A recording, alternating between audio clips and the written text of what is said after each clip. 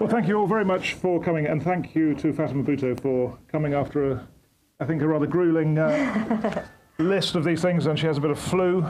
As do you. But is very admirably turned up anyway. And there are lots of copies of the book here, which I don't know how many of you have read, but if you have, you'll see on the cover, and I don't know whether, quite interested to know whether this was your idea or the publisher's idea, but it says on the top of the cover there, granddaughter of Zulfikar Ali Bhutto, niece of Benazir Bhutto, daughter of Mir Murtaza Bhutto, and niece of Shah Nawaz Bhutto. So very much placing you in the dynasty. Very South Asian, isn't it? And I don't know, and of course all four of these people were, depending how you look at it, assassinated, murdered, executed. So was that your idea, or do you think it's a good plan?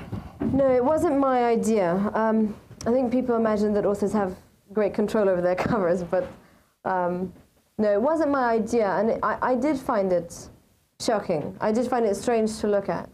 And I suppose for several reasons. It is, you know, I joke about it being South Asian. But you are always someone's daughter or someone's something else, and I'm sort of introduced, like being a niece is my professional title. So that, you know, that is strange to do. But I do think that it should be shocking, and it is shocking. And because we now accept that a certain level of violence is part of how certain countries do politics, especially when it comes to Pakistan, you know, we had these, you know, elections, and I always say we call them selections in Pakistan, in 2008. And I remember speaking to a journalist afterwards saying, oh, well, they were very peaceful elections. And I said, well, no, they weren't. 25 people were killed. And they said, well, that's great for Pakistan. You know, and if 25 people were killed now on May 6th, it would cause outrage. But that violence is not only tolerated, but I think it's expected. So I think the fact that it not only has people's names up and these relatives' names, but says killed in, assassinated in, murdered in, it should be shocking, because it should be the exception, not the norm. And in Pakistan, unfortunately, an assassination is the norm. You're not in politics, at least not yet, and you are writing. Why don't you tell people what you're doing? Yes, well, I spent the last 6 years really working on Songs of Blood and Sword. I wrote a column for the Jang newspaper in Pakistan. I write for the New Statesman and Daily Beast and other publications. And, you know, I was being not superstitious and sort of telling everybody that, oh, no, I've already started working on the next project, and which I hope will be a book about Karachi. So in my mind, at least, it's writing that I move forward with, and nothing else. But of course, it is political writing, and I am a political person. But no, I have no interest in running for anything. Yes. Or in running. I don't like running either, actually. Okay. So. Right. Now then, I think what we should do is explain the basic story which is behind your book, which is that your father, I mean, virtually every aspect of this is contested, but there is no contesting the fact he was murdered outside of your house when you were how old? 14. 14 years old, and you were in the home at the time. So can you just tell people what happened that night? Yes. Well, I will say, I mean, you know, I've been heavily criticized for criticizing my grandfather. I've been criticized for defending my father. But the one thing that has not been contested about this book is nobody has said to me, oh, well, all that stuff you said about the corruption is wrong. Nobody said, all that stuff you mentioned about the murder cases, well, that's wrong. And what happened that night, and the way that violence is carried out in Pakistan, doesn't leave, in my opinion at least, a lot of room for doubt. So in 1996, my father, sorry, can you hear me all right? Because I feel like my head's in a bowl. I can't hear me. Great, okay. In 1996, my father was an elected member of parliament in Pakistan, and he was a very vocal critic, not only of his sisters and her husband, corruption. Which is Benazir Bhutto and Asif Zardari, the current president. Right. But also of the human rights abuses happening under their second regime, notably Operation Cleanup. And very vocal about the compromises that Benazir had made as the then lifetime chairperson of the Pakistan People's Party. And he was returning to our home after a public meeting in the suburbs of Karachi that night.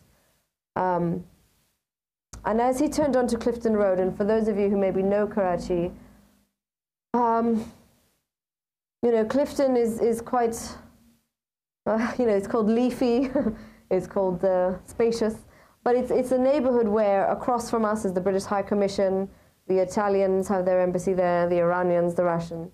And the street lights had been shut on Clifton Road. There were 70 to 100 policemen, some of them in sniper positions in the trees. And they had been surrounded, my father and those traveling with him. And that night, 7 men were murdered. 3 of the men were killed with single sniper shots to the head or the heart. 2 of the men were injured, but not fatally, and died of their injuries in police custody. And 2 men, my father and Ashik Jatoi, were shot several times, but died due to point-blank execution shots. My father to his jaw and Ashik Jatoi to the back of his head. Immediately after, the men were left to bleed on the roads for anywhere between half an hour to 45 minutes, after which they were all taken, as was the MO under Operation Cleanup at the time, to different locations, none of them to emergency hospitals, some to clinics, some to dispensaries, but not to the 2 hospitals in Karachi that are known to be the only facilities that take police cases. The streets were cleaned up, and the rest, as they say, is history. And you, I mean, you know, you were old enough to be very aware of what had happened. Well, you know, Karachi at that time was going through, I mean, I've never seen my city in the throes of such violence since. And at the time, Operation Cleanup was this very genocidally named operation that my aunt's government had empowered the police and the security forces through to, quote, clean up Karachi. And clean up Karachi initially meant targeting members of the ethnic Muhajir party, the MQM, who had broken Benazir's first government, who were, you know, causing serious threats to her second, and who were at the time, you know, a quasi sort of ethno-fascist party. But surely, if that was the case, they should have been arrested and taken to trial. But instead, the police were empowered to stage these extrajudicial murders, which we called encounters. You know, like how you have an encounter at a coffee shop when you run into a friend, or at a library when you meet an old professor. And the language of how we spoke of our violence at the time was in this manner. Extrajudicial murders become police encounters, where the police turn up in an area to arrest so-and-so terrorists. And of course, everyone was a terrorist at that point. Whether they were community activists, Muhajirs, members of the MQM, members of alternate parties. And the police would claim to be there to arrest the offensive terrorist. The offensive terrorist would try to run away and evade arrest, and so they had to be shot in the head several times. Yeah, I mean, this was a very brutal period in Karachi, but I guess the question... So the question is that that's what we lived in. So when we heard gunfire, it wasn't abnormal.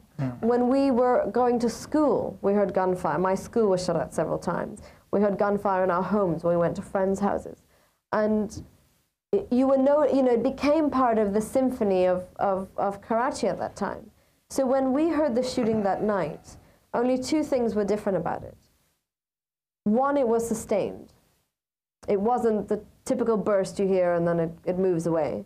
And the second was that it was incredibly close to us. It was as if it was being, all the bullets were being fired over our heads.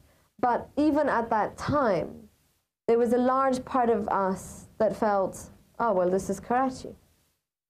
Who wouldn't have guessed? Now, the difficult, I mean, that's uncontested. The difficult bit is who ordered this. Yes. And, why, I mean, rather than you quote you the words in your book, why don't you describe what you believe was the role of Benazir Bhutto and Asif Zardari in this event?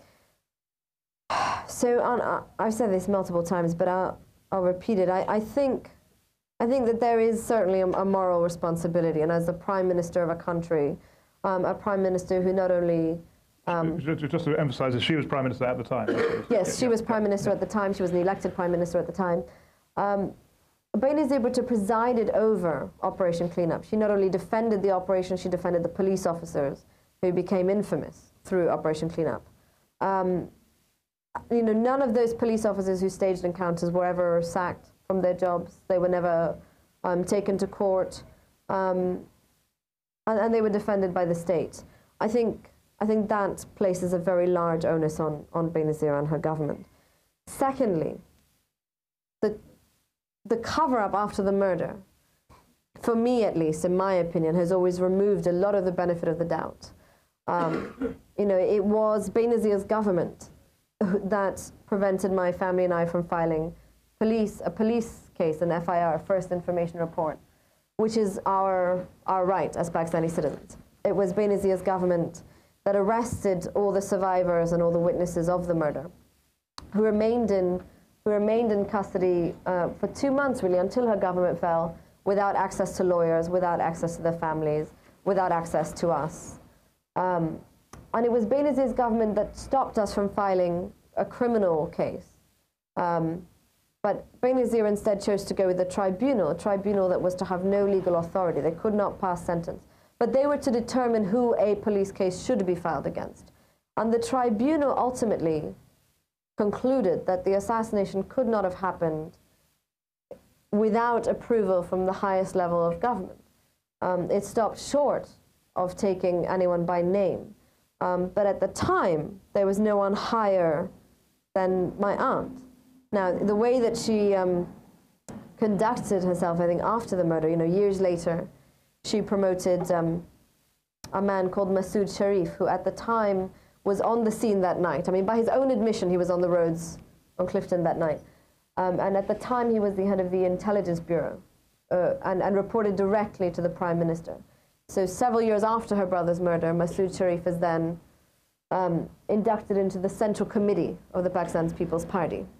You know, we've seen this continually. All the police officers who we have accused of the murder have constantly been promoted and still to this very day remain in very prominent positions in the police force and in government. And in fact, Asif Zardari, on his first Pakistan Day as president, awarded one of his fellow co-accused in my father's murder case a national medal. He awarded him Hilal-e-Imtiaz for his services to the Pakistani people. So certainly they've not behaved. No, but this is one of the tricky things about the book, is that you're sort of almost implying that there is involvement. I'm not implying, I'm saying. Well, you're not. Well, okay. What is your statement then about the degree of involvement of the two individuals, and is it the same degree of involvement? That I can't say. I mean, not having been privy to their conversations and the behind-door negotiations, I wouldn't know. But it hasn't, you know, at the time that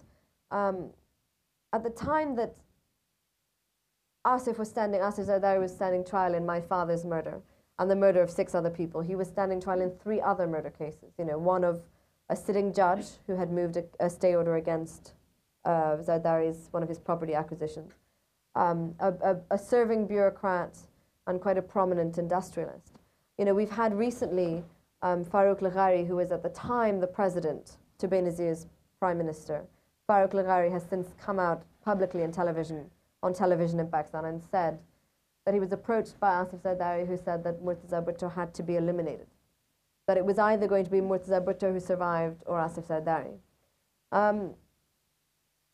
Whether he takes the deciding role, I don't know. I wouldn't know. I think it's impossible to say at this point. Right, which is an important point, and because the evidence is entirely and I say in the book as well that Asif Zardari was, you know, he before he rose to the office of the presidency, was magically acquitted in the 4 murder cases that he was standing trial in. And they were in the middle of ongoing trials. You know, witnesses had not finished being questioned, evidence had not finished being presented, but you know, he was acquitted, and of course in all the corruption cases too. Okay, so that is one of the big cases described in your book. Yes. This is your father. Now then, your uncle was also murdered. Yes. In the south of France. Can you just tell people what happened to him? Well, that was a very hard part to write because Shahnawaz was 27 years old when he was killed in France. It was really at a time when him and my father, Murtaza, had led an armed movement against the dictatorship. Shahnawaz was known to be the more military of the brothers. He was the one who worked on security and you know, arms matters, whereas my father sort of played the role of the diplomat between the two brothers. And Shahnawaz was killed. Now, at the time, and ever since, the family has always believed that this was a murder ordered by General Zia-ul-Haq's regime. How they carried it out has always been an issue of great contest. And all my life, I grew up being told that it was Shahnawaz's wife who played some role in his murder. In poisoning him. In poisoning him. And for the book, I met his daughter, my cousin Sassi, for the first time in 23 years. And she clearly doesn't believe that her mother had any role. And she raised certain questions. And when I was researching this book, the one place where I kept running into walls was Shahnawaz's murder. You know the French. You know, they're not as Google friendly, I suppose. I couldn't just catch them the way I found everybody else. Many of the people had passed away. Certainly, everyone in my family who could have given me an insider take on what happened that night was dead. Ultimately, the alternate side of what happened to Shahnawaz was provided by his daughter and by Jacques Vergès, who was the lawyer who took the case against Rehana Shah's wife in the French courts. And just to explain, so this French lawyer who was involved in the case at the time has given you an interview in which, again, he implies, doesn't quite state, that Fatima Bhutto could have been involved in that murder. Now, that, I have to say, is a very shocking allegation to many people in Pakistan who reject it completely. Absolutely. Well, it's not anything I'd ever heard before. It was not anything that had been told to me. When I spoke to Sassi, she defended her mother. She said, look, her mother stood trial, her mother was arrested, and ultimately she was freed. And not only was she freed, but then she was allowed to travel and enter the United States. If she had been guilty, why had she been released by the French government? And the other question that Sassi raised was, why had there never been an inquiry in Pakistan? Why had there never been a case looking into Shahnawaz's murder? And the sort of inconvenient fact that Shahnawaz was killed in 1985, and in 1986, our aunt entered into power-sharing negotiations with Zia-ul-Haq's regime.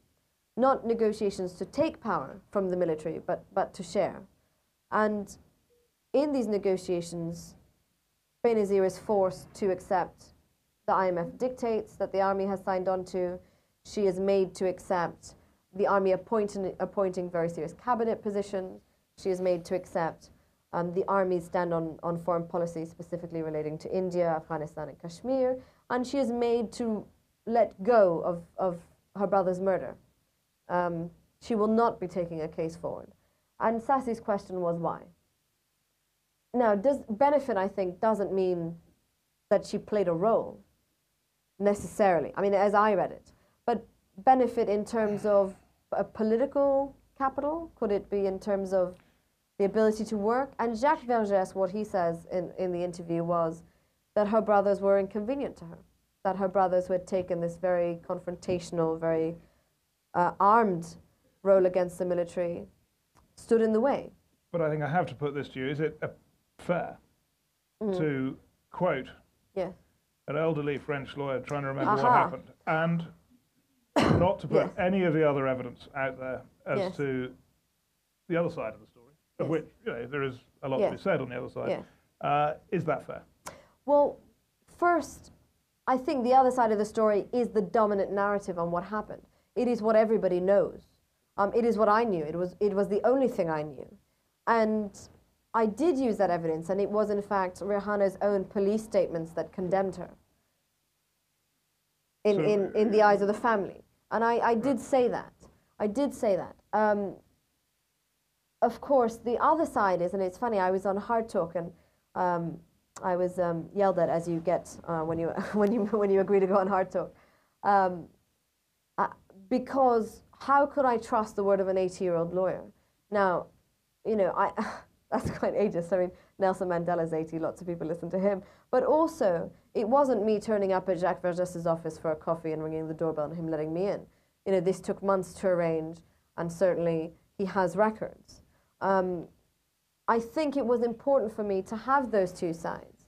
I think it's important to talk about what Shah's family believes, because Shah's family has never had a voice in this case. And they have been condemned by public opinion. Now, I don't take any, I present both sides. I mean, there are also the third side, which I also write about, is that people said Shah Nawaz committed suicide. Now, our family never believed that to be true. There was never a suicide note. He was in perfect, you know, according to my father and his sisters, mental health. But there were those who accused him of it. And I did put that in as well. But I think what is tricky is that, you know, what is tricky for me is that when we talk about this family, there is an incredible amount of mythology built around them. And when I was a child growing up, for me, the most frightening thing in the world was this idea of my aunt's wife. You know, I remember that I grew up, and I never had to question, why was Rihanna such a bad person?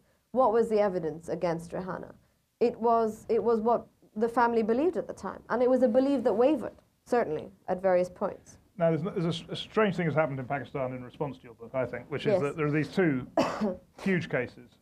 Yes. Who killed your father, who killed your uncle, on which you've written some quite strong material, which is contested. And there's another issue, which would seem relatively unimportant, which seems to have caused more of a stir, which is whether or not your father was instructed to, in modern parlance, become a terrorist, become a guerrilla fighter, become a militant, whatever, based in Kabul, fighting the military regime that had murdered your grandfather. And that one of your grandfather's last wishes was that your father should take up an armed struggle against the military regime. And this has caused a huge stir in the Pakistani press, with various people involved in this, writing letters and getting involved in this debate. So why don't you tell us, what did your father do? I mean, he moved to Kabul. What did he do? Well, in one of the last letters that he received, and this is, you know, again, you can ask this question, you say, well, what if somebody lied to you? Well, you know, it's I don't think it works that way, where someone tells you one thing and you shove it in a book. You know, everything... Slow down. Tell us about the letter. So the letter is, and this is a letter that was not told to me by one person, it was confirmed by several people. It is a letter that not only I have seen, that my family has seen. And it was a letter that was sent to my father a month before his own father, Zulfikar Ali Bhutto, was killed. And he doesn't say wage an armed war against anybody. But what he says is, if you do not avenge my deaths, then you are not my sons. And he says, he directs his children, he directs his sons to Afghanistan. At that time, you didn't have the Russians trooping around in the place. And he directed them because not only did Zulfikar have good relations with Afghanistan at the time, but he says, be close to your country. And the other part that he says is, he also says where not to go. You know, he says, don't go to India, go to Afghanistan. Clearly because the relations were better with Afghanistan and Pakistan than they were with India. And at that time, everyone I spoke to, from Tariq Ali, who worked on the Save Bhutto campaign with my father and his uncle, say that the way of fighting the regime shifted for them. That for 2 years they had been based in London, and they had been campaigning around the world to save their father's life. And that included holding legal conferences in London, where Ramsey Clark came and spoke. It involved traveling to across the world, I mean, from Canada to Sweden to the Gulf, to galvanize Pakistani communities, meeting heads of state, senators, journalists, and ultimately to no avail. And just before Zulfikar Ali Bhutto was killed, there was a shift, and people who worked with them at that time recognized and said to me that that was when they started to think about the idea of fighting the junta more directly. Now, it's sort of strange, I suppose, because in Pakistan, the one thing you don't do, as certain things are beyond criticism, and as a Bhutto, it's considered incredibly blasphemous to talk about Zulfikar Ali Bhutto in a critical manner. This was considered a critical thing to say about him. However, you know, I also spoke about my grandfather's decision to take the army into Balochistan. That didn't win me any friends either, but it's a historical fact. I spoke about him changing the constitution to enhance his own powers. It's slightly harder to attack me on those because they happen to happen very publicly. You might be losing people with the details. Oh, so sorry. there's a passage. It's a front line. I'm assuming you all know. There's a passage in the book in which you basically do criticise Zulfikar Ali Bhutto for having instructed his sons to take up armed Oh struggle. yes, absolutely. Which, you know, and absolutely. I say that it's an incredibly cruel thing for him to have done to his sons, who at the time were 25 and 21, respectively. And I don't forgive him for that. I don't say, oh, what a romantic thing my grandfather did and how wonderfully it all turned out. I say the opposite. The decision to lead an arms movement, and certainly it wasn't, I think, the romanticized movement that we talk about it in terms of being, it was quite a small operation that really didn't have any successes to its name. But that is a decision that not only changed those young men's lives, and they were young men, but it cost them their lives. In Shahnawaz's case, certainly. It cost all our lives. You know, it changed the way we live tremendously. I do say that, you know, at the time that my father was killed, I was 14 years old. My brother Zulfikar was 6. I can't imagine what would have happened had we been older. Luckily, we were not in any position to make decisions. But at that very young age, for them to be put in that situation, for them to give up this life they had, that was by all means very privileged. It was a life where they were the young sons of a prime minister. They traveled the world. Their decision to abandon that life, I think, is something I respect. I think it was a very hard choice for them to make. But I wish that it was not a choice that they had to make. And then I was attacked by, well, I'll say it, you know, people who've benefited from this family and its name, whether it's politically or financially, for talking about Zulfikar Ali Bhutto in this way. How dare I? He was a statesman. He never would have said this to his sons.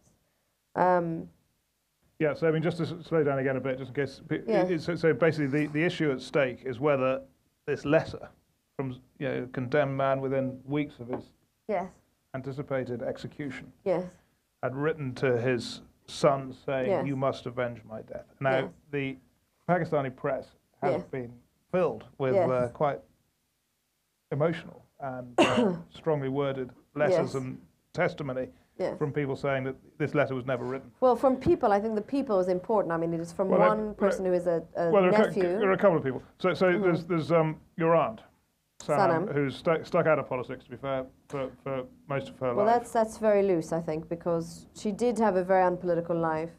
But this is also the same aunt who, when I was 18 and my brother Zulfikar was 9, filed a case against us in the Pakistani courts. She is somebody who those in Pakistan have seen very lately come and speak in defense of the president, Asif Zardari, her brother-in-law. So I wouldn't call her unpolitical now, but yes, she was always outside of politics previously. But not now, you're thinking? Well, certainly it doesn't look like it. Who says, you know, my father from his jail cell quite directly and forcefully ordered all 4 of his children to return to school and finish our education. So that's, well, they had finished their education, I mean, in that sense. I mean, my father, all he had left was his dissertation, his master's dissertation to submit. And Shahnawaz was not allowed to take part of that campaign, the Save Bhutto campaign, until he finished his undergraduate education. And then the second witness, I guess, to all this is Tariq Islam. Yes, he's the nephew. Who is saying that your father asked him to go to Zulfikar Ali Bhutto, saying, persuade Zulfikar Ali Bhutto to let me fight. Yes. And that Zulfikar Ali Bhutto said, no, you must not do this. Yes, unfortunately, Tariq Islam also said to me that that Zulfikar Ali Bhutto's dying words from the jail cell were, "I wish I had not fought the Americans and the British." You know, these are, as I said, these are people, when I say benefit, I do not mean emotionally. I mean that the Bhutto name has been a meal ticket for many people in Pakistan, Tariq Islam included. And the money aspect is another one. When there are people who have benefited from the millions of millions that were made under Benazir's two governments. It, for me, certainly removes a lot of credibility, and these are two people who have. Now, the people who told me about the letter, who described living at that time with Murtaza and Shahnawaz, everything they told me was confirmed, doubly confirmed and checked. They're very happy to take lie detector tests, as is everybody else who spoke to me. But unfortunately, what I think has happened is that I cannot be attacked in Pakistan for talking about the corruption. There was a conviction in a Swiss court, you know, in a corruption case against Benazir and her husband. You can go to Switzerland and double check it. You know, John Burns of the New York Times opened the lid on the corruption in his seminal article, House of Graft. You cannot dispute the corruption. You cannot dispute, involvement aside, that Asif Zardari was standing trial in 4 murder cases, that the people whose families were killed at that time blame and continue to blame the current president for those murders. And Justice Nizam, the judge who was killed, his family spoke to me for the book and still believe very much that Asif Zardari orchestrated a murder that not only cost the life of this judge, but of his very young son, who was killed with him. You cannot attack me on that. So it follows that I can be attacked for a whole number of other issues. And I should say in the Pakistani press is, just to give a rounded picture, I've also been accused of being a Bollywood actress and dating Hollywood actors by the Pakistani press. So I would take them with a pinch of salt at this point. But no, you know, this was a book that took years to research. I mean, it is filled with footnotes. You know, there are pages of footnotes. And are those the 3 issues? Am I right in thinking those are the 3 issues that have caused the most fuss? The 3, meaning the letter... The murder of your... The murder of my father. Well, they haven't attacked me on that.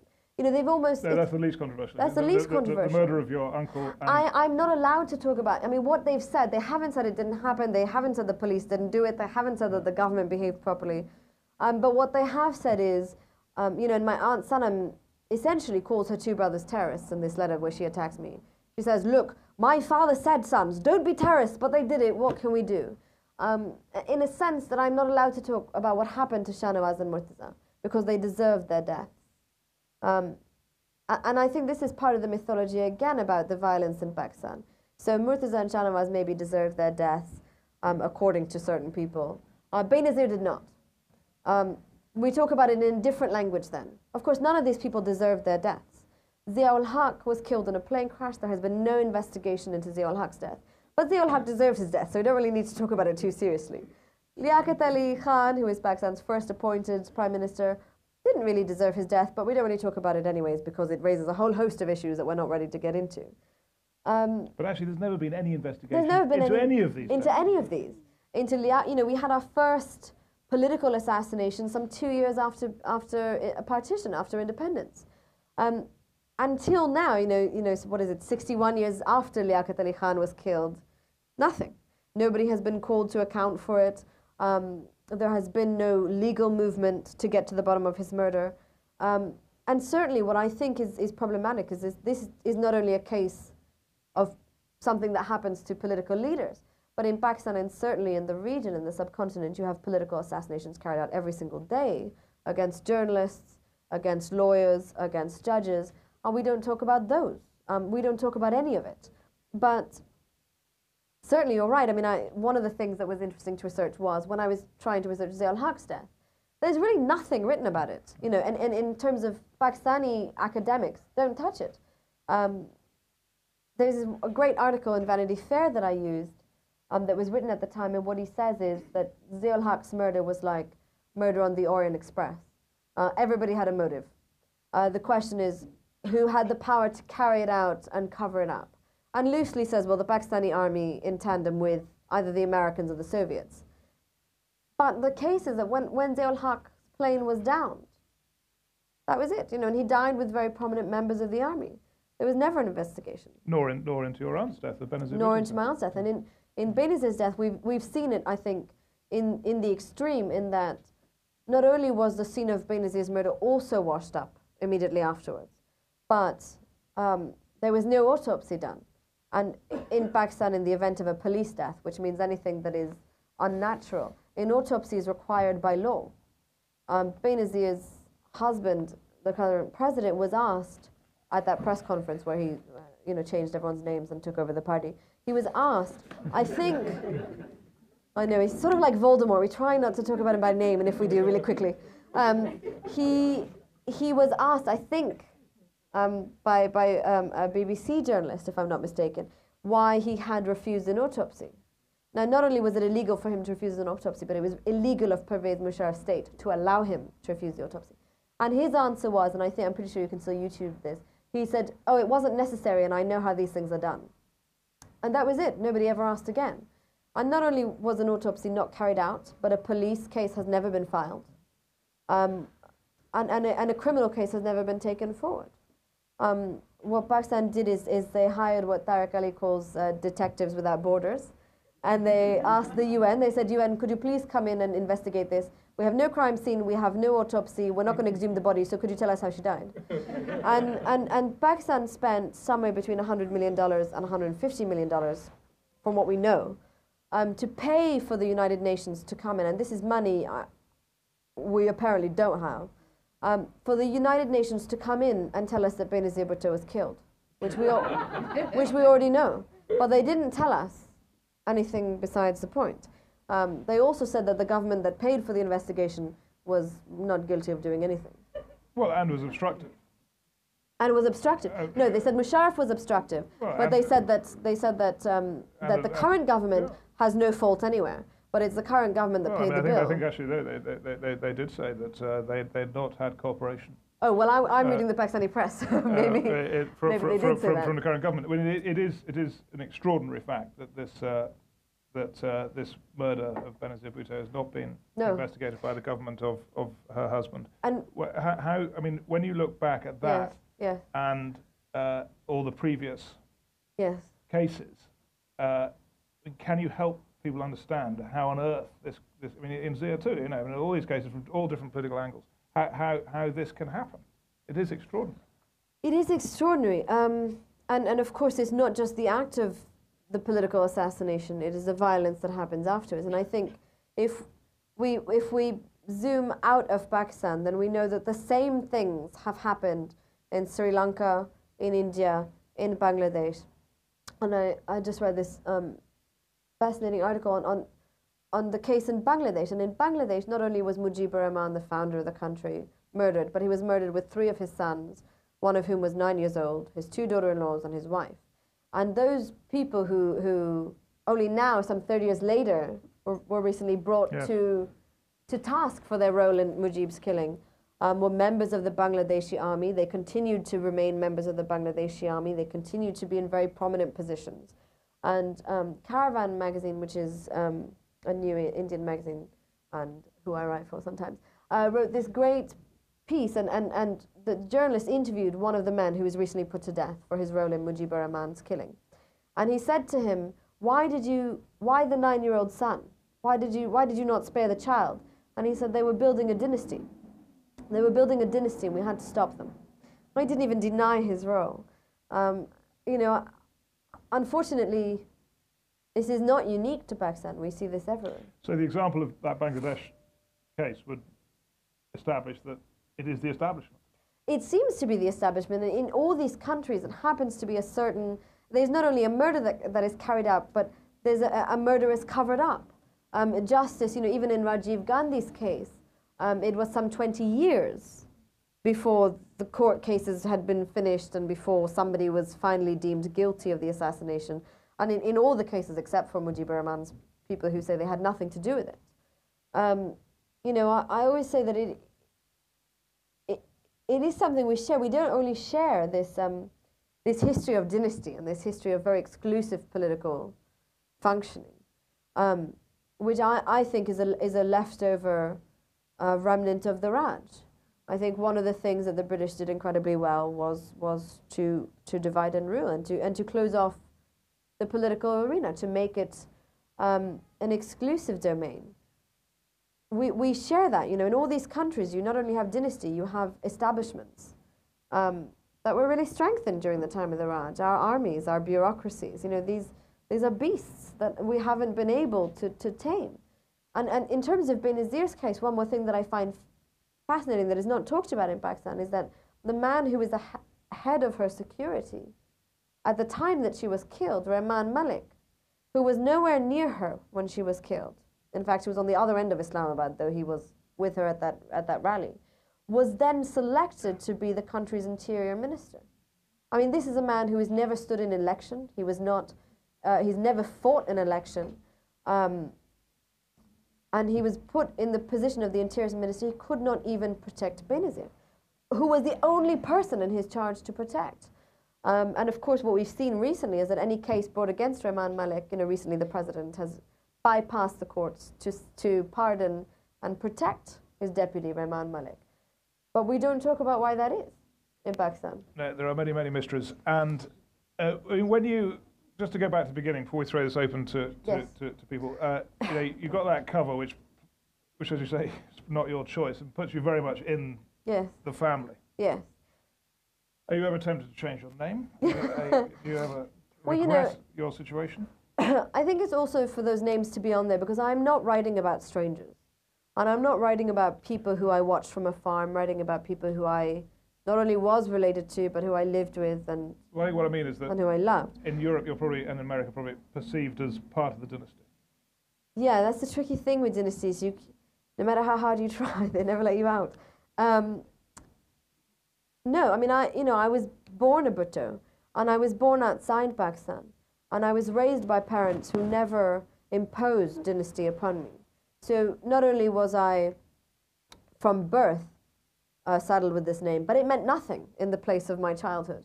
In Syria, if you weren't an Assad, it really didn't matter what your last name was, you know, and I wasn't an Assad. It was a difficult name. It was a completely unpronounceable name. And as I grew older, and as my brother grew older, you know, we weren't sort of sat down by our parents and said, now listen, when you're 15, you'll be foreign ministers, and we just want to prepare you for that. In fact, we were told we had to go to college, we had to get jobs, we had to do all these things. And at various points, I would go to my father and say, well, I've decided to be a long-distance swimmer when I grow up. And he would go, that's nice. We weren't raised with the idea of dynasty. So no, I mean, you know, if my name changed tomorrow, I would still be who I am. You know, I think it's 6 letters. I think it's a strange phenomenon to have it be sort of larger than life. But it must open doors. It must open doors.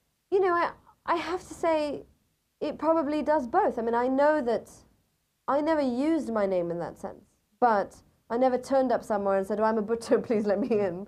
But in fact, I've seen it do both. I mean, I've seen people's faces change when they see the last name.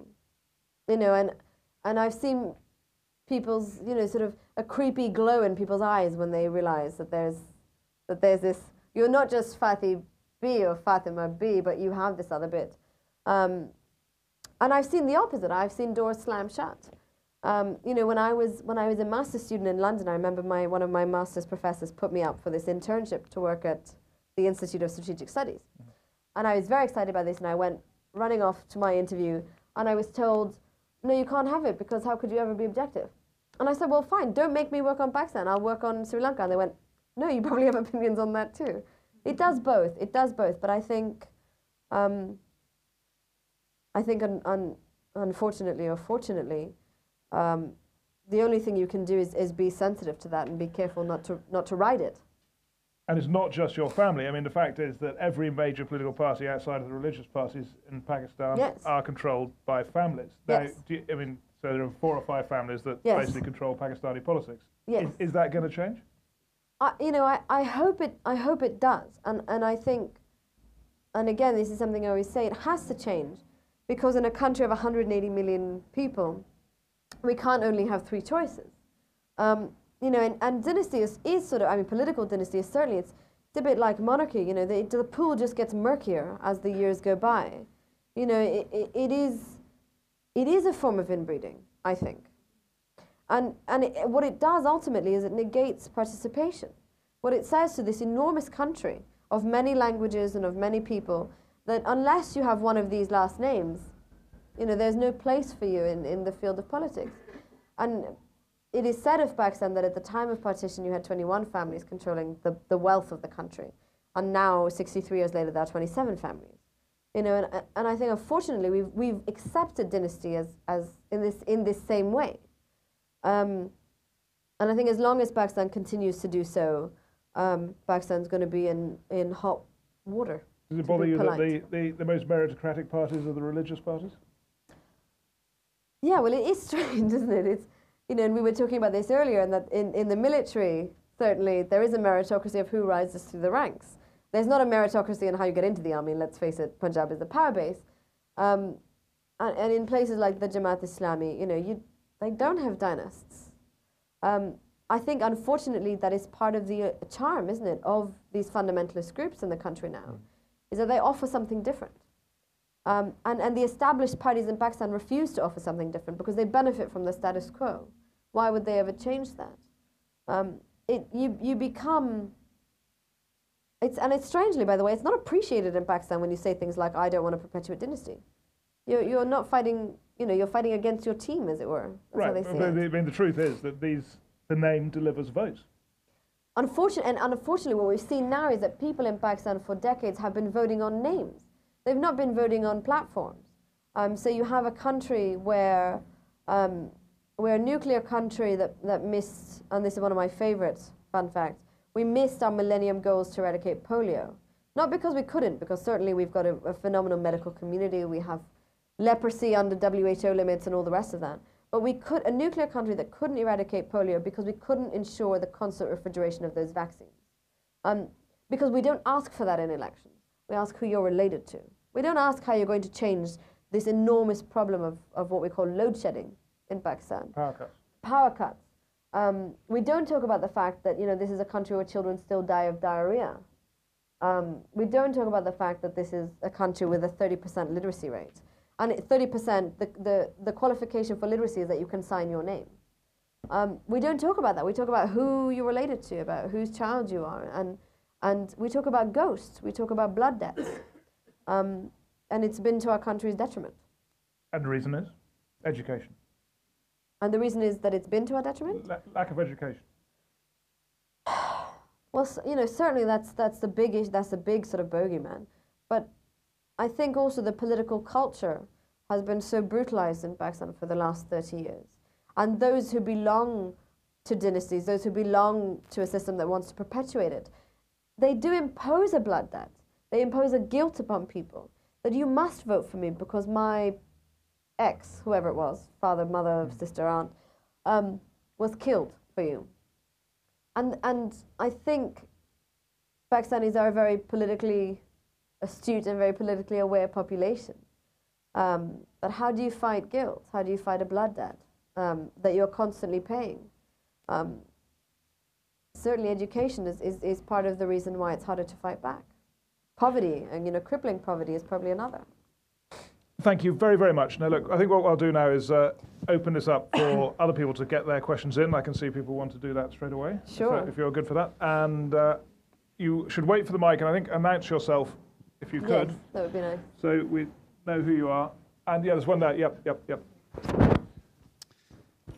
My name is Gordon Adam. Thank you, Fatima. That was fascinating. I'm kind of interested, bearing in mind the lack of judicial process in Pakistan and everything you've just said about perpetuating the kind of consequences of a killing. What do you hope is going to be achieved by writing your book? Well, I think what accompanies the violence in not just Pakistan but the region is silence. Is that we are not only told that a certain amount of violence will be used by our states against us and that we are to tolerate it. We are not to ask questions about it. We are not to ask them loudly. I think part of writing Songs of Blood and Sword for me was about breaking that silence. And, you know, I start the book by talking about something that Milan Kundera said that I like very much. And he says that the struggle of people against power is the struggle of memory against forgetting. You know, these are countries where we are very much trained to forget. I think there is a justice in memory. I think there is an importance for a country's civil society, for its judicial process, to say that these are intolerable acts and that we will speak of them when they occur. And I know, living in Karachi, I know that I'm one of thousands of people who feels this way and who says these things. But the volume is I always say, turned down low on us. But I think there are many Pakistanis who want to speak out, who want to talk about these issues. You know, at the time that Operation Cleanup happened, my father was not the only person killed in that way, in these police encounters. In the year and a half, 2 years that Operation Cleanup was in effect, some 3,000 men were murdered on the streets of Karachi in this manner. There are thousands of people who want to talk about this, but who's listening? Yeah, I'm just wondering what you think might change. I mean, all this is well known, but what do you hope will change in the future? Well, I hope it shines a light on power. I hope it shines a light on the violence of states and of the establishment. You know, unfortunately, though, the other side to this is that, you know, Pakistan is a very strategic country at the moment. You know, and so long as Pakistan does what it's told and allows these, you know, unmanned predator drones to fly over our airspace, it almost seems that it doesn't matter to governments abroad what their human rights records are, that the fact that these are countries and governments who have well-known records of silencing dissent through murder. But I think that silence is more dangerous in countries like Pakistan, because every time we are silent, we protect the state, we protect the government that imposes that violence on us. I hope more people are able to come out, and certainly we've seen them. You know, we know we had under the war, you know, when the war on terror started, and so let's say between 2001 and 2006, it is estimated that something like 8,000 to 10,000 people were disappeared in Balochistan, in the same way that people were disappeared in Latin America during the dirty wars of the 1970s. Since 9/11. Yes, so since 2001 to 2005, I mean, these are what we know. And the only reason we know about these disappearances is not because of the government, and it's not because of human rights groups. It's not because of journalists. We know because the family members of those men who had disappeared came out on the roads and sat there. And they sat there until they were beaten and dragged away. And they became impossible to ignore. You know, we talk about things like, you know, for example, violence towards women. We've got federal laws on the book that say that a woman who has committed adultery can and should be put to death. You know, so the Taliban is not the first time we ever heard about women being treated badly. We've had these laws since 1979. But Mukhtar Mai became this international voice for the cruelty of the system towards women because she refused to be quiet, because she refused to give in to the power of the people who had ordered her rape, her gang rape, who were very rich, very powerful feudal lords in her country. And that has opened the door for other women to come out and speak. You know, and I hope more of the same happens. I hope there are so many voices that they become impossible to ignore. Great. There's a question just here. Thank you. I'm Peter Bach. It's a real privilege to hear you speak, in fact, both of you, if I may say so. As a very young man, I was lucky enough to be in Pakistan in '83, and I remember a rather angry wind whipping the leaves around your grandfather's memorial while I was trying to work my way to Afghanistan, which I somehow made. Wow. And I was back there recently twice in the last year or so, in Afghanistan about 4 times. But what addressed me when I was there was not about myself, thankfully, but about the issue of Pakistan rather than Afghanistan. And I would love, if I could, take the liberty of turning you very briefly into a politician and asking you, what is it, a little country like ours, and I'm one of the few people I know very comfortable with the idea of a kind of belittled UK, what is it that we, as a people, can possibly do for Pakistan? Well, I think the first thing is you've got to stop giving it money. You have to divest. You know, there have been billions of pounds, billions of dollars, billions of euros sent to Pakistan for developmental aid. And anyone who comes to Pakistan will know that that money is not being spent on developmental aid. There are, 18, 19-hour power cuts in the commercial capitals of the country. There are no roads across much of the provincial parts of the country. And if it's not developmental aid that is being given to Pakistan, it's military aid. Now, we have the 7th largest army in the world, and most of our budget goes towards our military, so we don't need the extra cash. Thank you very much. and the more that money is given to Pakistan and to corrupt, and I would say criminal and certainly criminally inept governments in Pakistan, the more impossible it is to produce alternatives. So when you look at Balochistan, for example, which is a province really blighted by the state, you know, it's an incredibly rich province that has gas, but of course has no access to that gas or to how the money from those gas fields is spent. If we look at Balochistan and we look at the political parties in Balochistan, there are many of them. There are secular provincial parties operating in Balochistan today, like the Baloch National Party, which is a little different than your BNP. But when it comes election time, how does the BNP, the Baloch BNP, fight the PPP, who has billions of dollars at their disposal? How do they fight the PML, that also has billions of dollars at their disposal?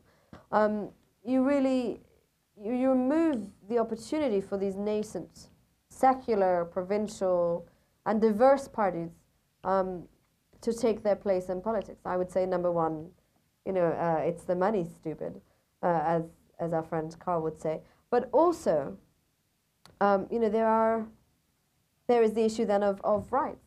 You know, this week, the Pakistani government has banned Facebook, YouTube, Wikipedia, and somewhere between 450 to 1,000 other websites. Now, the reason they've given is that there are un-Islamic things on these websites. But in fact, if we're going to fight un-Islamic things, I don't know why we're best friends with America and why we support wars in 2 Muslim countries and why we are allowing our own people to be killed. You know, the CEO of Google has come out and said, I don't buy it. This looks like censorship to me. I think he's right. But how can your government continue to support a country that does that, that blocks access to YouTube? And they do. And nobody asks them why. And certainly there are many governments that support Pakistan in the face of these issues quite happily, because there's work that the West needs done in Pakistan, and it doesn't matter who does it. Musharraf was acceptable for years. Why wouldn't Saudi Arabia too? And what percentage of the aid is military aid? Oh, well, the bulk of it, I mean, really, I mean, we know under the Bush government, it was something like $12 billion that was given, and under Obama's regime, under his government now, we're seeing, you know, that number is going to be matched, if not raised. 90% plus, something like that. Yeah. Yeah. Any more questions? Yes, the one at the back there behind you. Yeah. Right after your aunt's murder, there was an interview of you at Larkana, and you were saying that Benazir Bhutto is now Shaheed. Yeah. And it sounded like forgiveness. So, you know, that the memory of your aunt would be one of a Shaheed. But has it changed now since? No, I think she is a Shaheed. I think she is. I think, you know, and throughout her life, certainly, the Benazir I knew as a child, before power, was a woman who fought at the risk of her own safety, at the risk of her own freedom, for causes she very much believed in. She spent many years under house arrest and in jail. I think that's something you cannot rob her of, ever. I certainly do believe that she's a Shaheed. But when we talk about forgiveness, you know, my problems with my aunt were never personal. They were political. And if I'm asked to speak about her, it is on a political level that I do talk about her. Now, the problem is that a great amount of my aunt's political legacy remains with us today. You know, the reason that this government exists is because it has staked its claim on power, not only through a connection to her, but because they say she handed power over to them in a will. I think that's a phenomenal problem. It's an incredibly undemocratic thing to do, especially for a party that thinks it's very democratic, though it is certainly, in my opinion, not. And for me, there's no justice in blood. There's no justice in revenge, at all. I don't think anybody deserves that kind of death. And what I see happening in my aunt's case, as we've spoken about today, is very similar to what happened in the aftermath of my father. But she is a complex woman. I think, you know, when I think about her, I think about many people. And somehow this got whittled down into the 2 Benazirs, but that would be too easy. There were many Benazirs. And the political one is very hard to forgive. is very hard to reconcile oneself with. Yeah, there's a question right at the front here. Take yours first. Yeah. Hi, my name is Joe Boyd. The question, you've talked about the internal pressures Yeah. within the situation within the Pakistani situation, which led to the killing of your father, your aunt, and your grandfather. Mm-hmm. And we've talked about the external pressures on Pakistan generally. Mm-hmm. Was there an external opinion or Mm-hmm. pressure about each of these killings? Were the Yes. Americans, the Russians, the Chinese, Yeah. going thumbs down, thumbs up? Were they resisting? Were they Yes. happy? Were they sad? Do you feel that there was response, that any of these things were in response to external pressures? That's why I love the Frontline Club, because you get questions like that. Yes, I think there were. In the case of Zulfikar Ali Bhutto, I mean, we know that not only was he really the very opposite of the traditional Pakistani establishment. He wanted a bilateral foreign policy. He did not want to be tied to America, as we had been for 10 years before he came to power. He wanted very much to ally himself with China, with other Asian and Muslim countries. He was the father of the nuclear bomb in Pakistan. And it is part of the lore that Henry Kissinger said to Zulfikar Ali Bhutto, if you proceed with this bomb, we will make a horrible example out of you. And Tariq Ali, who I interviewed for the book, says to me, let's be clear. If America has said, you cannot do this, you cannot execute a popularly elected democratic prime minister, the army wouldn't have done it. But they never did that. And in fact, America's, the zenith of the American-Pakistani love affair was after Zulfikar Ali Bhutto's murder.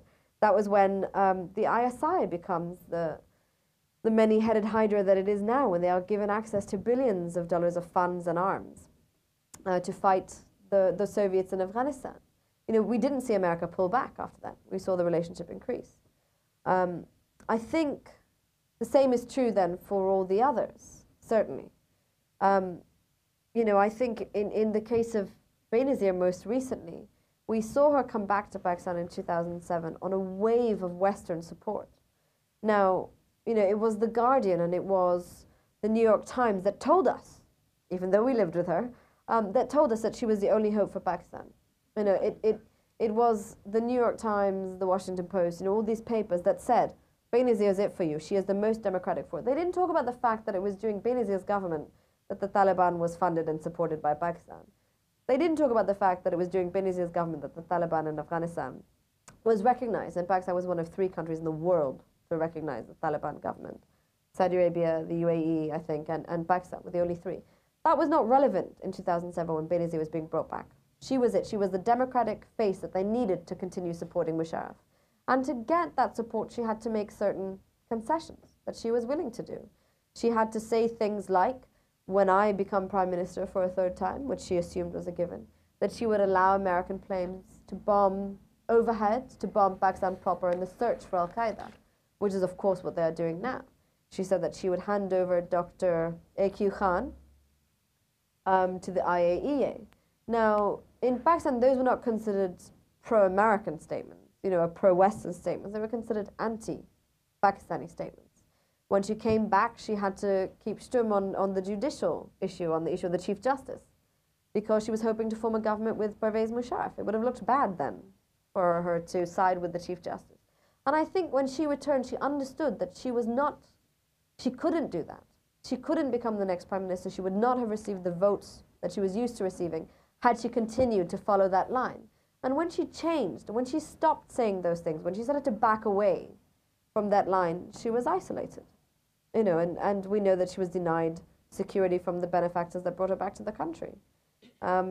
We know that the tune about Benazir changed after she was killed. I remember when she returned in October, opening up these newspapers and seeing, champion for freedom, women's rights, democracy, blah, blah, blah, blah. And after she died, after she was killed, it became, well, actually, she did have this really corrupt history, and really she was willing to work with the dictator, Pervez Musharraf. The tune changed.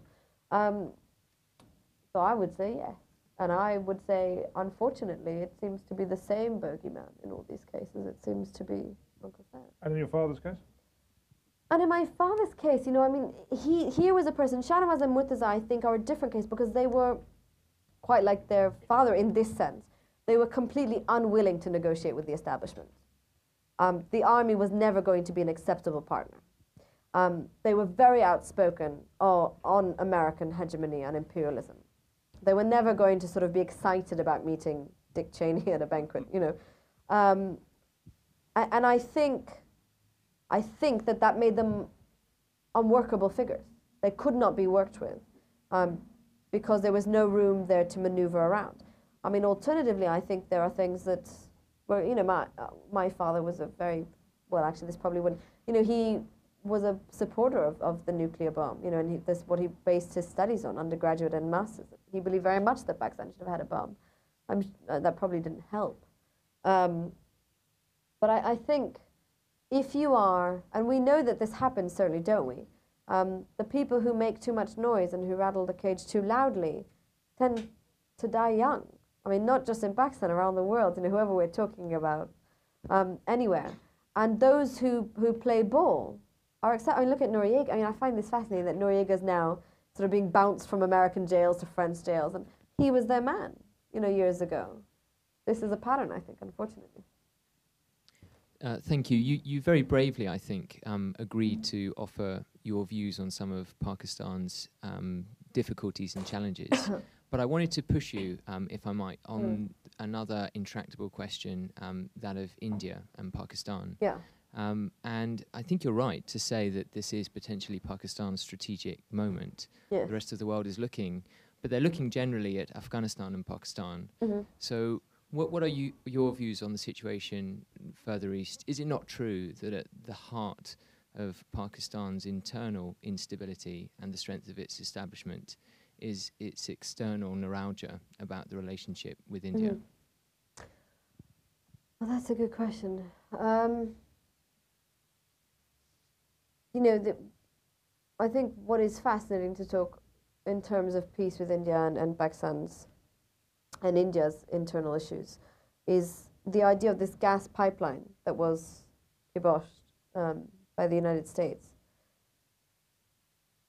I find fascinating because not only would it have taken the gas from Iran through Pakistan because it would have had to go through Pakistan, but it would have gone to India, who is gas hungry and who at this point cannot choose where it gets its gas from. They would have had to.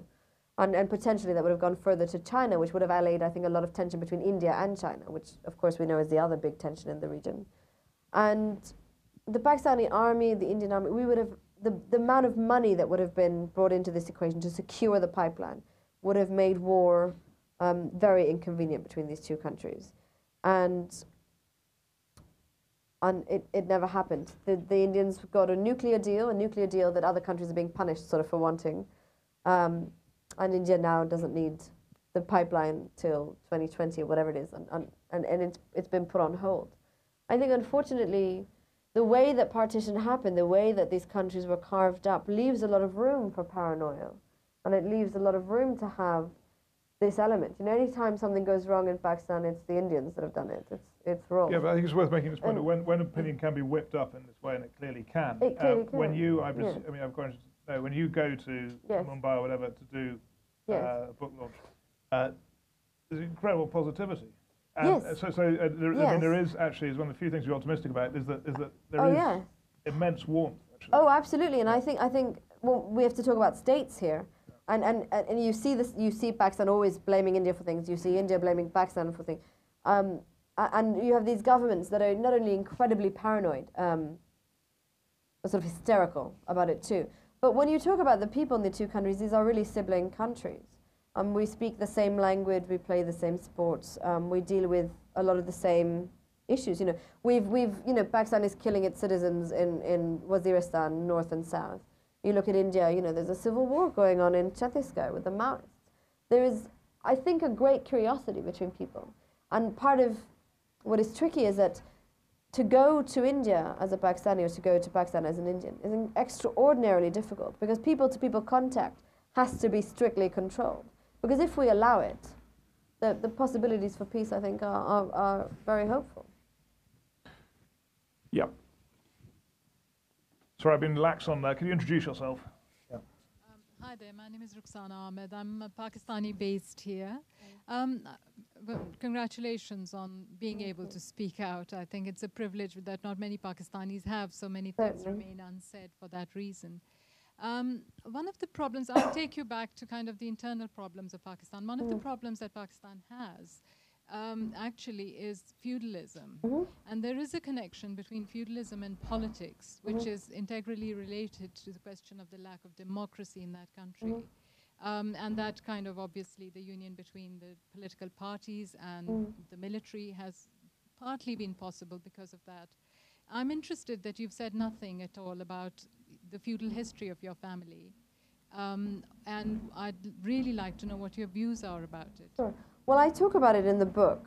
I will just disagree with you there. I don't think the army's power has anything to do with feudalism whatsoever. You know, it was Zulfikar Ali Bhutto who enacted the last comprehensive land reforms in the country. And they were in several stages. The second stage would have been far more comprehensive than the first and would have put the ceiling on irrigated and unirrigated land somewhere around 100 and 150 acres. Well, now when we talk about that, he was killed and removed from power before that could go through. And it was in fact his daughter Benazir who then removed the ceilings on private land holdings that her father put into place. There has been no effort since then to push for any kind of land reform across the country. And I've always said I think it's a problem. I think feudalism is part of what restricts politics in Pakistan. But that said, it is not the only thing. You know, when we talk about those 21 families that control the bulk of the country, those were industrialists and oligarchs too. And if we talk seriously about land reforms, then we have to talk also about these men who own the steel mills. And when I say men, I mean man. We have to talk about the men that own the sugar mills. We have to talk about the people that restrict the people who produce these resources from earning from them, whether that's oil, gas, steel, sugar, wheat. And that is something that gets left out of the talk when we talk about feudalism. I think it is a problem. It's certainly not a popular thing to say in Pakistan. But I think it needs to be said. But we have to be careful not to be myopic about it. Yes, there do need to be land reforms, very much so. I do believe that. But we also need checks and balances on all kinds of other industries. So what's the more powerful element in the ruling class, the feudals or the business? I think at this point, business. And I'm not saying this as a sort of somebody who comes from a feudal family. I mean, I do come from a feudal family that is an accident of birth. It is not something that I was raised to rely on, ever, in fact. But I think when we talk about feudalism, we have to talk about the movement. You know, yes, it has ruined the political culture, you're right, absolutely. And one of the things that was said about Benazir's first government, and I think this is a very feudal sort of entitled thing to say, is that, you know, Benazir could have put a donkey for a seat and told the people, vote for this donkey because he is part of this party. People would have done it. I mean, it changes how people vote, certainly, and that is an immense violence, and it's incredibly difficult to fight against. And she did put donkeys in power, and they did vote for them. But we talk about the political atmosphere. We talk about, and we were just talking about this before we started, members of parliament, senators who operate in the billions of dollars, you know, in the billions of rupees, not in the millions, not in the crores, but in the crores of crores, who are now part of parliament, who are now part of the establishment's vested interests. And certainly both of them need to be checked. Yeah, there's one just there. Shahid Chaudhry.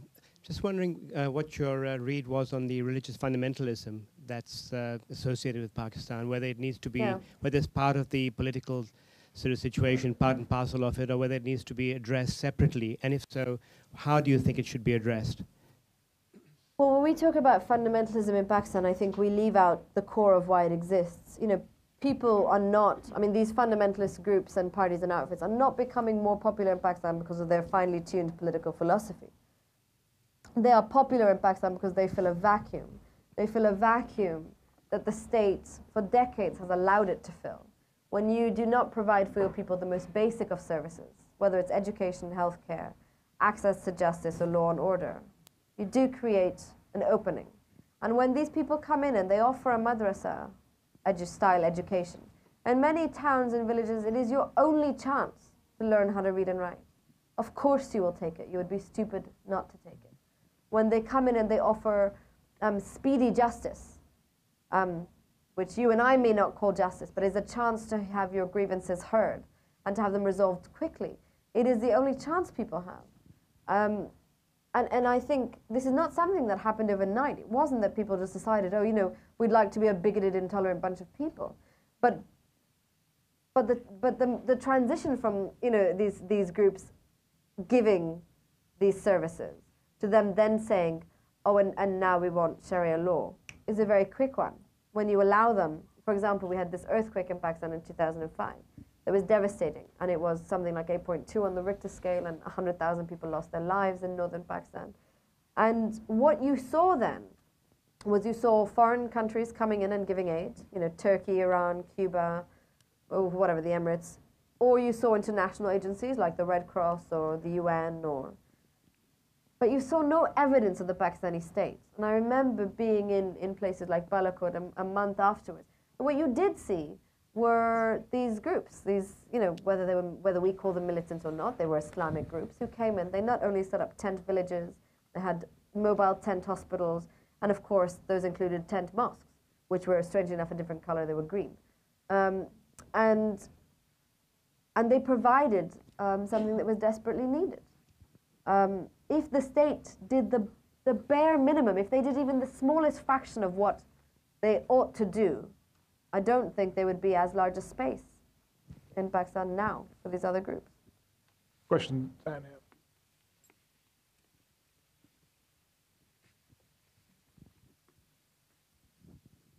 Hi, I'm Nazish Minhas, and thank you for coming in and speaking today. I was just wondering. I mean, you spoke about dynasty and how entrenched it is in Pakistani society and thought and politics, and most people know that Pakistan's in a very difficult place at the moment internally, not least because of a government that doesn't seem to be able to govern really. And Zardari, being a skeptic, potentially, potherhaps the biggest beneficiary of Benazir's death, is doing a rather clever thing of not only, capitalizing on the dynasty of Bhutto, but actually building a Bhutto cult now. And you see it in the small ways, such as, the removal of Qaidi Azam's picture in President House and replacing it with Bhutto's, and the ubiquitous presence of Bhutto's picture everywhere where he seems to travel. That plus Pakistan's incredible difficulties, it creates, there's a very big guilt complex in Pakistan that Zardari is building on all the time. And I'm just wondering, from the outside, as a Pakistani living outside and born and brought up outside, but still very anxious for Pakistan, I think it's being ravaged, and it's going to take many years for this to be reversed, if it can be reversed. And the notion of a nascent democracy is being eroded day by day. I'm just wondering, from your point of view, do you think that, Zardari and his consolidation of power actually removes all chance of democracy for Pakistan, if for the next few years anyway? And is he going to be around for a while, you think? Or do you think there's going to be some change? Well, I think to give him that much credit is a disservice. He's not that clever. I think for so long as he does what he's being told, and we've certainly see him do that in spades, he will remain. Musharraf did everything they wanted him to do. He disappeared people, he clamped down on the press, he chucked the judiciary out of power. But when they said, okay, now we need the drones to come in, he said no, and he was out. Zardari at this point is saying yes to everything. I also think that that there is incredible room for hope for Pakistan. I know that sounds strange to say, but it's the government we have to be distressed about, and it's the government we have to be skeptical about. And these are governments that have failed repeatedly in very much the same ways over and over and over again.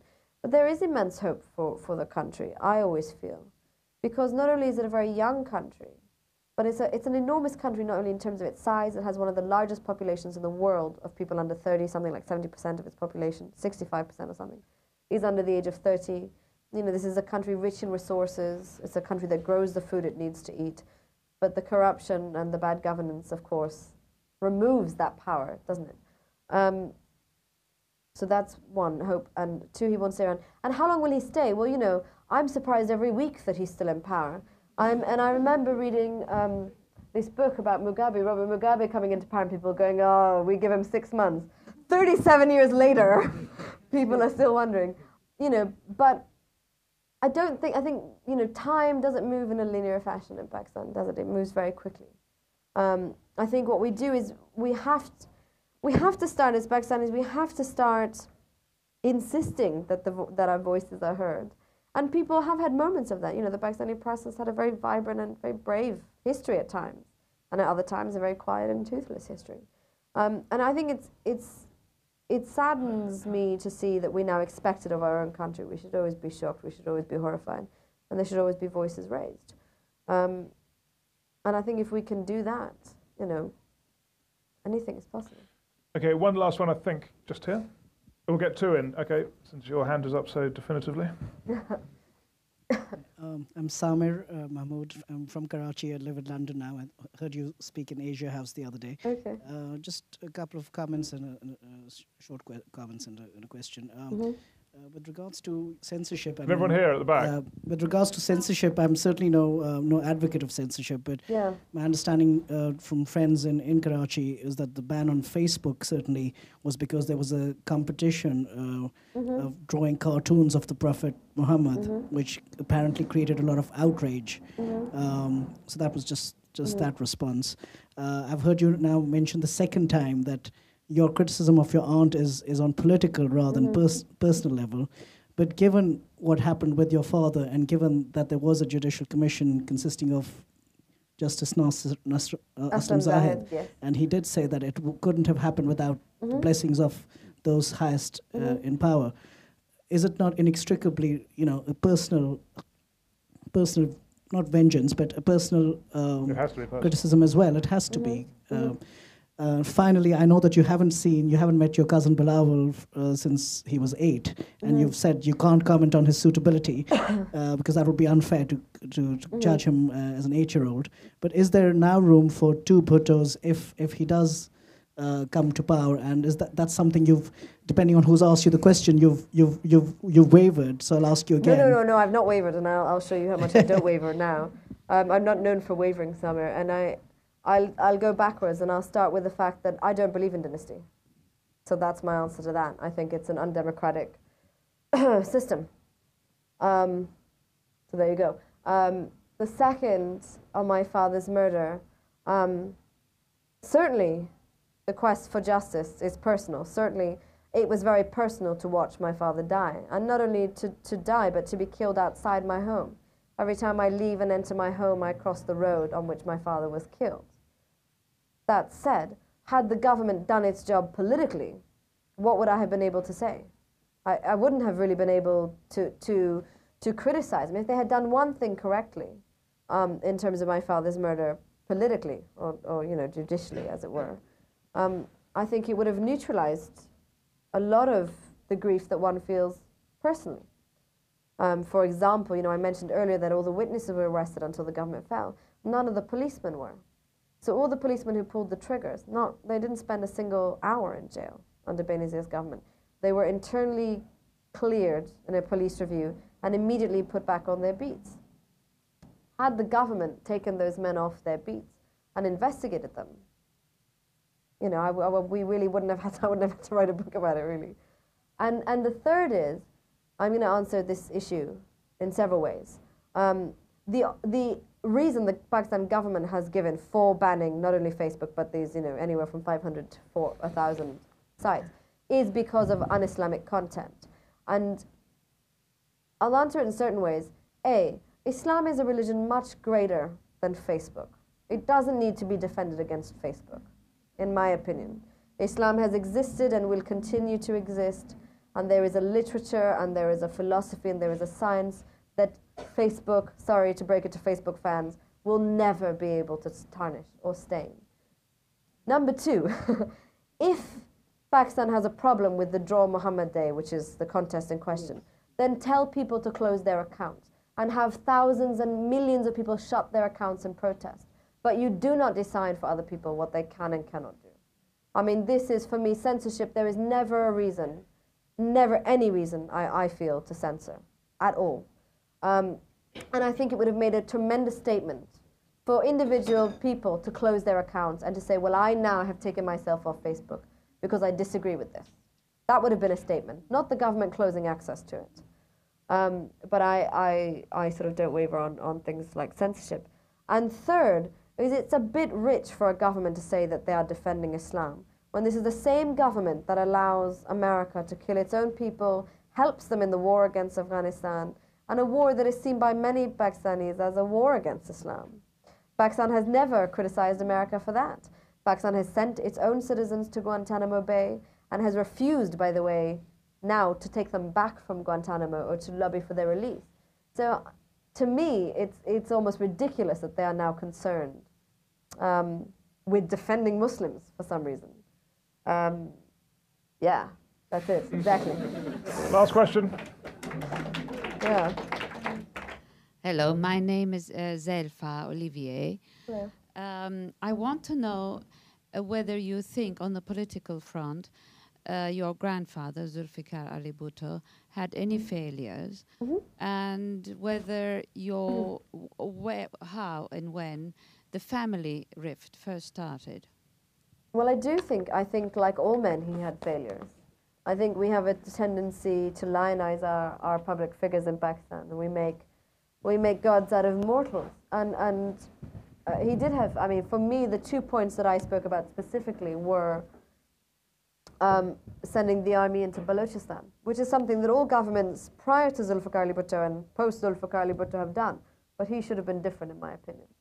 And the second thing that I took strong objection to was the fact that he changed the constitution that his government wrote, that his government brought in to enhance and protect the powers of the executive. And again, this is something that Pakistani politicians have been doing way before Zulfikar Ali Bhutto and way after. But again, he should have been different there. You know, and certainly the same is true with the Ahmadi population, which is a small religious sect in Pakistan.